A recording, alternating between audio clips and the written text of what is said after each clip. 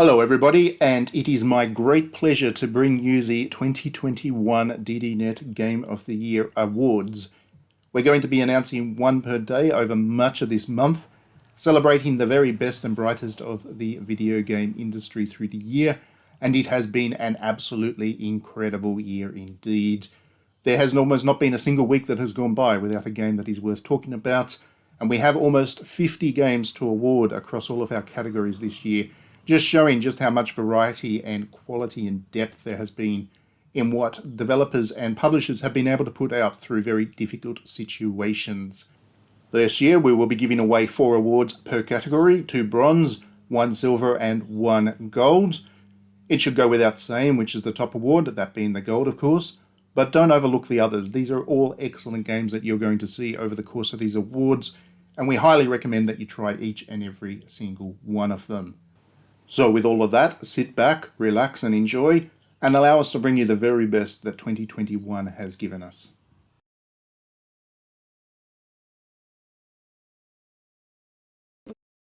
The first bronze medal for Narrative of the Year goes to Boyfriend Dungeon. On the surface of things, Boyfriend Dungeon is a very thirsty game full of fan service and very little else. Once you dig a little deeper, however, you do find that there is a darker story unfolding. The protagonist, which is created entirely by the player, is new in town and they are set up on a blind date with someone. They leave rather uninterested in that man and take up dungeon plundering as a gameplay thing. It all seems cutesy and lovey until someone starts stalking the protagonist, scaring them deeply and worrying those around them. The stalker plot is the reason that Boyfriend Dungeon fits beautifully into the best writing narrative category, and it is the kind of subject matter that is often avoided because it is so difficult to get right.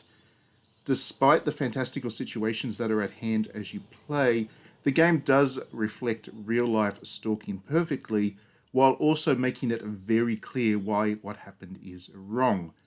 There is a balance between the light and the dark, the love and the hate. Characters are as realistic as weapon people can possibly be, and each have their own flaws to help ground them. If the writing is separated from the narrative itself, it still stands strong. That writing is witty, funny, and honest. The narrative itself is humorous, connected, and in many ways scary as all hell.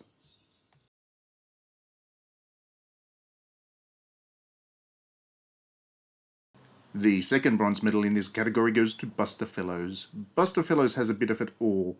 It has noirish tones and heist subplots. It has romance and it has danger. It has a cast of characters that are funny and personable, but they also have a darker and more serious edge. This game is recognized as one of the all-time great otome, and having finally had a chance to play it in 2021, we can all start to appreciate why.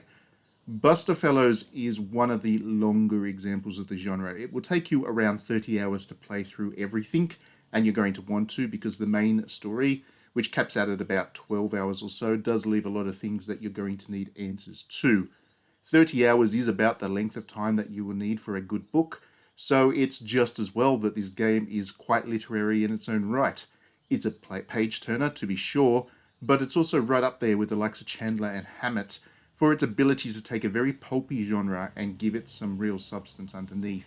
2021 gave us a lot of excellent visual novels. On the novel side of things, none were better than Buster Fellows.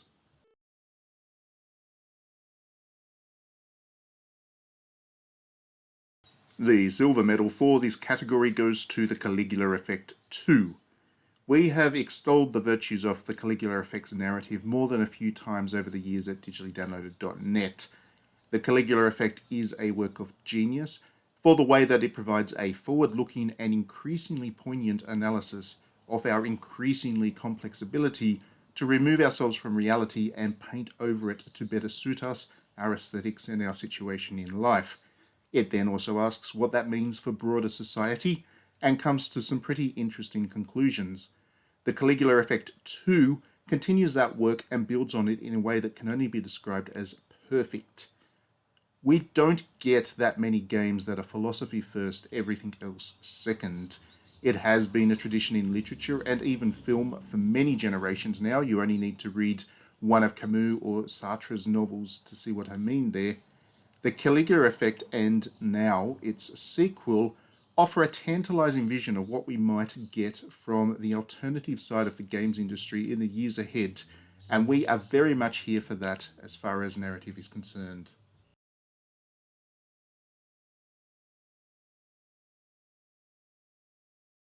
Our gold medal for Best Narrative goes to Near Replicant, version 1.22474, and I'm not going to read the rest of those numbers. Nier is the greatest game of all time because it has the greatest narrative of all time in video games. Even in comparison to its brilliant sequel, Nier has a depth and intelligence to its narrative that remains powerful and compelling on replaying the remaster. In fact, it's really quite incredible replaying this now in 2021 and reminding yourself just how smart it really is. It's not that Nier lacks personality in being so smart. The humor and underlying entertainment value of the game is there in spades, but Nier is also introspective and deeply existentialist, asking us probing questions and sometimes difficult questions that engage us both intellectually and emotionally. That it wraps all of that up within a game that is able to surprise us from start to finish and keep us invested in it, and then back that up with some of the most well-written and interesting characters that we've seen in video games is all the more impressive. The remaster even adds a little more to the overall body of narrative, and while that was absolutely not necessary for the game to be worth the replay, it is certainly appreciated nonetheless.